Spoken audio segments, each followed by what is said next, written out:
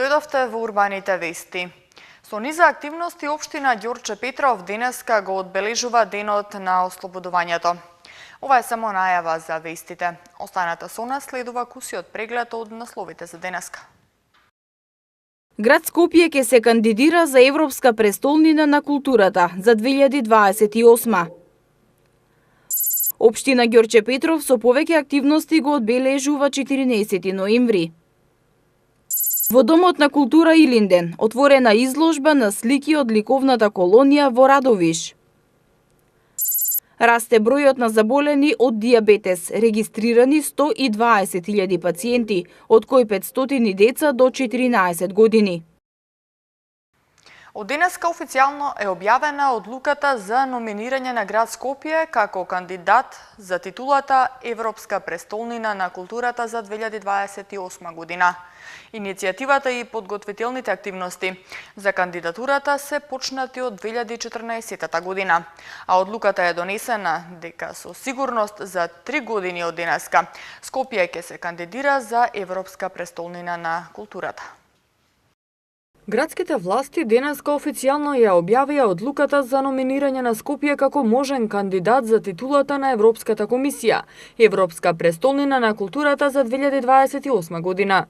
Сите активности на градот или во градот, како што е реновирањето на универзална сала, ќе бидат насочени кон целта Скопје во 2028 година да биде Европска престолнина на културата, рече градоначалникот Петре Шилегов и додаде дека искуствата од досегашните престолнини покажуваат дека за секое вложено евро, градот добива назад 8 евра. Добивањето на оваа титула, како што рече Шилегов, ќе значи зголемен број туристи, препознатливост и поголем развој. Оваа апликација е доказ за нашите заложби, за дека Скопје треба да е европски, модерен град, каде што вистинските културни вредности ќе бидат на највисоко ниво. Речи си да нема главен град на Европа кој што не бил кандидат за овој престижен европски статус. Да се биде Европска престолнина на културата не значи само богата програма на настани, туку и заграбување и оживување на нови културни простори. Тоа е потврда на културната различност на Европа и илустрација за тоа дека културата обединува и дека истата не знае за граници. Искуството од досегашните престолнини, ако е што со Пловдив можеме да го споделиме, покажува дека за секое вложено евро градот добива назад 8. Токму затоа оваа титула ќе значи зголемен број на туристи, препознатливост и поголем развој. 2027 година брзо ќе дојде и ќе помине, но она што како град ќе го добиеме и ќе остане како негово наследство, ќе трае со години и години потоа. Кога ќе биде објавен повикот за кандидатура во 2021 или во 2022 година, ние ќе треба да поднесеме апликација која е сложена и во која ќе треба да бидат одговорени многу прашања, кои експерти од Европската комисија ќе ги разгледуваат и преку процес на селекција ние ќе докажеме дека заслужуваме да ја добиеме титулата. Експертите препорачуваат најмалку 3 до 4 години пред време да се почне со подготовките и еден од критериумите за успех е тоа да не биде кабинетска програма, туку програма која навистина многу ќе му значи на градот. Скопје и неговите граѓани, Скопје и неговите културни работници ќе сторат се оваа наша апликација да стане реалност.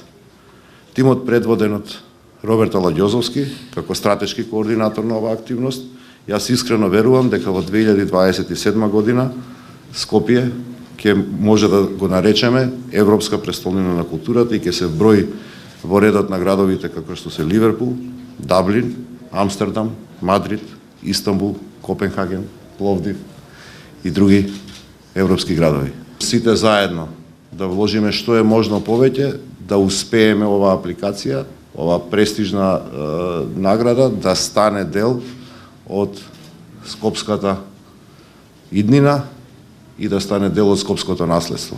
Роберт Аладјозовски, координатор на тимот Скопје, Европски град на културата 2028 година, ќе соопшти дека иницијативата и подготвителните активности за кандидатура се почнати од 2014 година, а одлуката е донесена дека со сигурност за 3 години од сега ќе се кандидираме.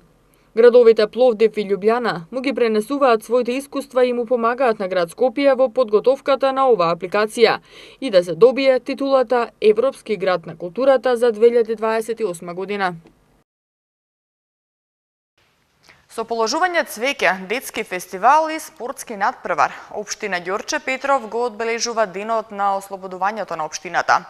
Одбележувањето продолжува и во текот на вечерните часови во Домот на културата, каде ќе се одржи хуманитарна забава на која ќе настапи диџеј Бабура јуниор.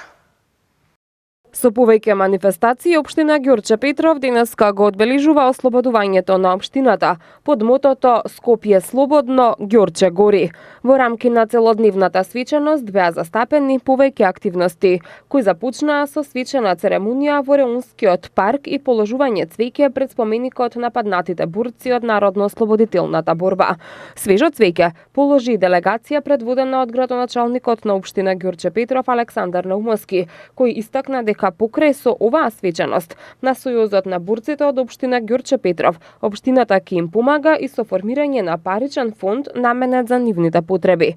Веќе во програмите на буџетот на општина Ѓорче Петров обезбедиме средства за непречено функционирање и основање на општинска организација на Сојузот на борци, имајќи во предвид активноста и на постојното здружение за почитувачи на Народно-ослободителната борба и дополнително за неколку преживеани борци кои што се уште се живи, за да можеме на младите генерации преку тоа здружение со помош на општината, преку едукативни сесии да го продолжиме и ги продолжиме идеалите на Народно-ослободителната борба и формирањето на модерна Република Македонија. Во рамки на одбележувањето на денот на ослободување на општина Ѓорче Петров, во Домот на културата се одржа и детскиот фестивал Соната, а со надпревар во мал фудбал почит на борците од Народно-ослободителната борба им оддадоа и дел од вработените во општинската администрација.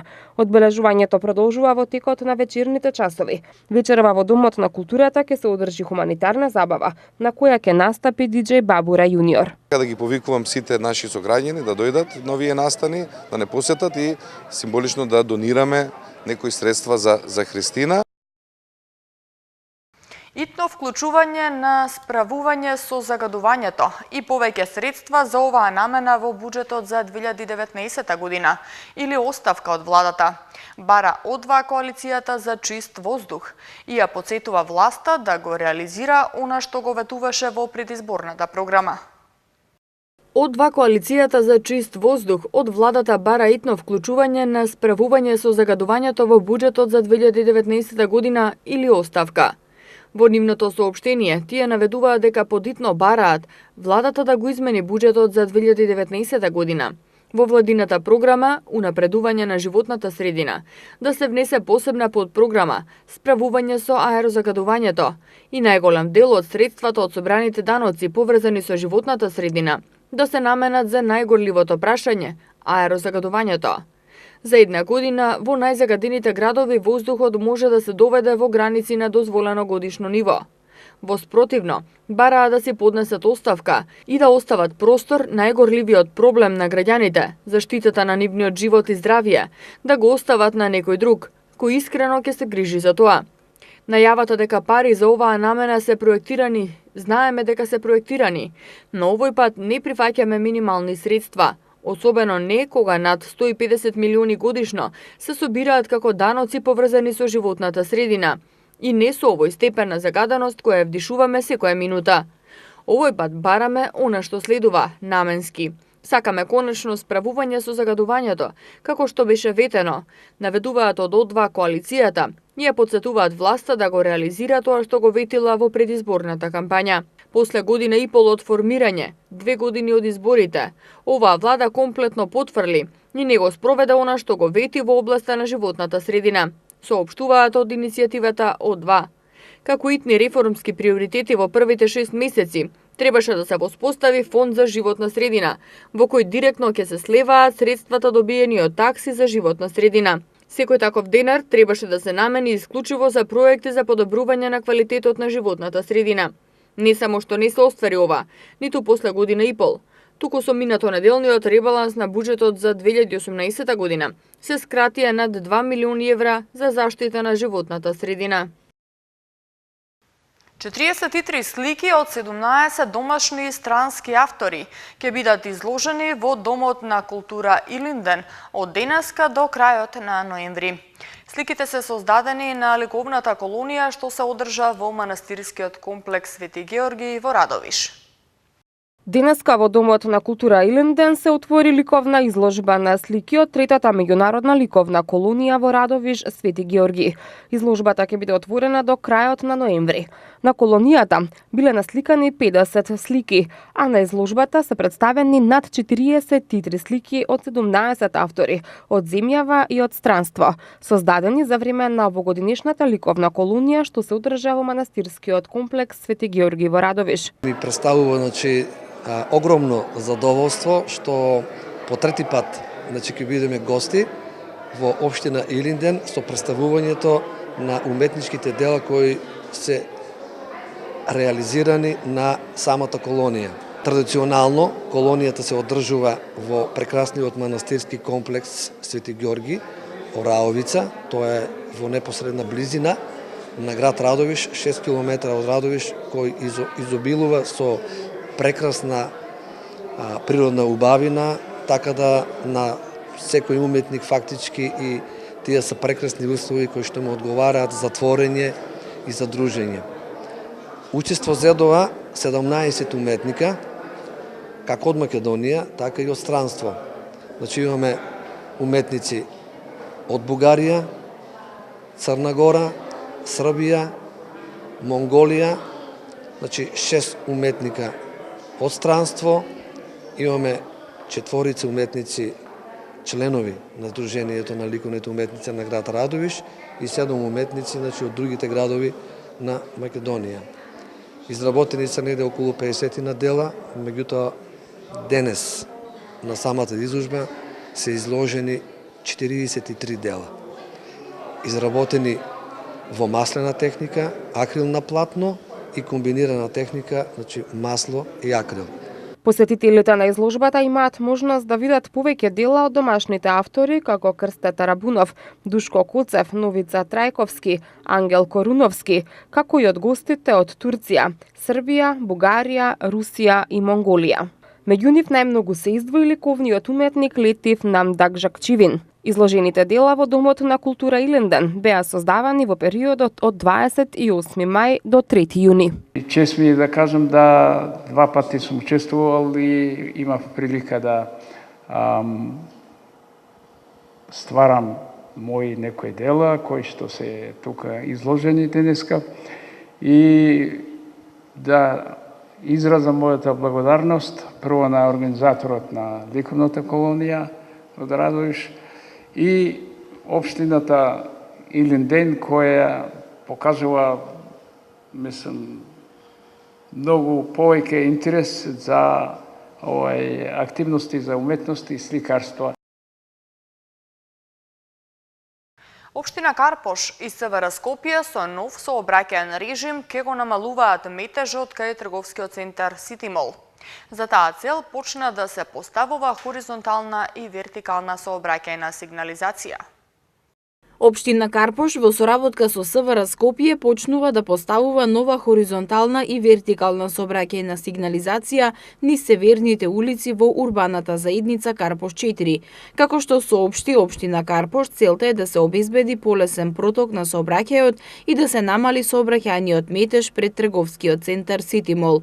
Овие промени се прават врз основа на сообраќајен проект за промена на режим на сообраќај на овој потек од Општина Карпош. Така ќе се намалат проблемите во сообраќајот во овој фреквентен дел на Карпош, кој всушност представува тесно грло и кое предизвикува метеж во повеќе периоди од денот, се вели во соопштението од Општина Карпош.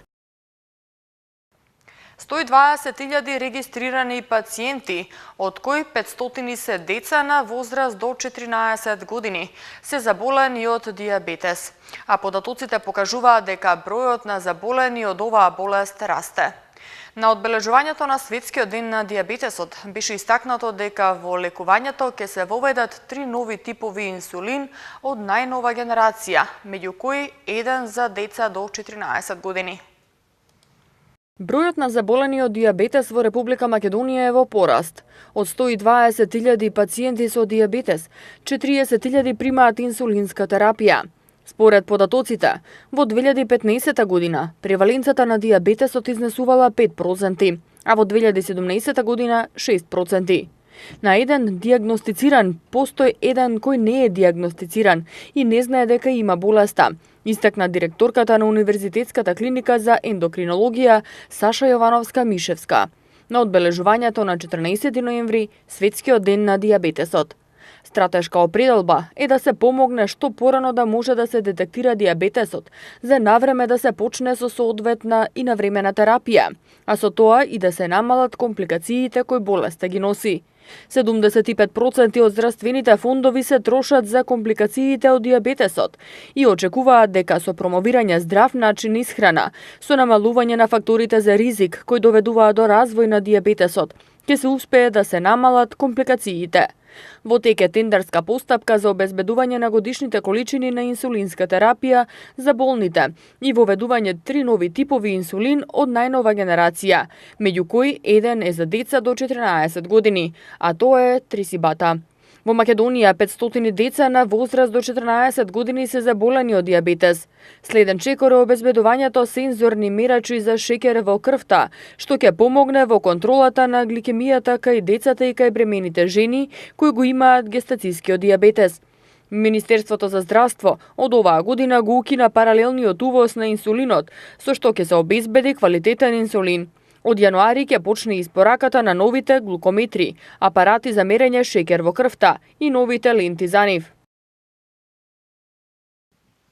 45 евра казна или 25 негативни поени може да добиете од утре доколку не носите зимска опрема во возилата. Иако временските услови се стабилни, законската обврска за задолжително поседување зимска опрема во возилата почнува да важи од утре и ќе трае до 15 март следната година. Утре почнува да важи обврската за задолжително поседување зимска опрема во возилата, која ќе трае до 15 март следната година. Републичкиот совет за безбедност на сообраќајот на патиштата денес упати апел до возачите да бидат одговорни и да ја почитуваат законската обврска. Иако временските услови се уште се стабилни, сепак во наредниот период се очекуваат минусни температури, особено во раните утрински и доцни вечерни часови. Појавата на голомразица на одредени осојни места, мостови, подвозници или надвозници е речиси известна, а исто така се почеста ќе биде и појавата на замрзнати коловози, укажува Републичкиот совет за безбедност на сообраќајот на патиштата. На возачите кои нема да ја почитуваат законската обврска, им се издава платен налог со глоба во износ од 45 евра во денарска противредност или им се регистрираат 25 негативни бодови, а полициски службеник може да нареди и прекин за натамошно движење на возилото. Подзимска опрема за моторни возила со најголема дозволена маса која не надминува 3500 килограми се подразбира зимски пневматици на сите тркала или пневматици и синџири за снег или други соодветни помагала. Синџири за снег потребно е да поседува секое возило со пневматици со летен профил и при тоа во случај кога возилото е во постојан погон, синџири за снег треба да има најмалку на задната осовина, а во случај на преклоплив погон, синџири за снег треба да има најмалку на постојано вклучената осовина. Филмовите Ничија земја, се сеќаваш ли на Доли Бел и битката на Неретва, се само дел од филмовите кои ќе бидат прикажани во Кинотека на Македонија во рамки на неделата на босанско-херцеговскиот филм во Кинотека на Македонија, која започнува в петок. Со проекција на филмот Ничија земја од Дани Становиќ, Кинотека на Македонија в петок ја почнува неделата на босанско-херцеговскиот филм. Освен филмот на Тановиќ, прикажани ќе бидат и првенецот на Емир Костурица, се сеќаваш ли на Доли Бел, кој доби Златен лав во Венеција за дебютантски филм, како и филмовите кои ги одбележаа 60-тите, 70-тите и 80-тите години, не само во босанско-херцеговската, туку и цела југословенска кинематографија. Како што информираат од Кинотека на Македонија, битката на Неретва на Велјко Булаиќ, кој бил номиниран за Оскар, Жена со пејсаж на Ивица Матик и Глув барут на Бахрудин Бато Ченгиќ се заслужено дел од овој избор. Променливо облачно и студено време под влијание на студена воздушна маса од север, најавува управата за хидрометеоролошки работи за следните денови. Утре и задутре ќе дува умерен, повремено засилен северен ветер. Од петок ќе има услови за локален дожд на повисоките места и на планините, локален снег. Повеќе врнежи се очекуваат од почетокот на наредната недела. Во Скопје утре температурата ќе достигне 12 степени, в петок исто така 12 степени, сабота 9 и недела 8 степени. Тука е крајот на денешното издание на Урбаните вести. Ви благодарам на вниманието. Повеќе информации можете да најдете секогаш на нашата веб страна matama.mk и следете не на социјалните мрежи Facebook, Twitter и на YouTube. Пријатно!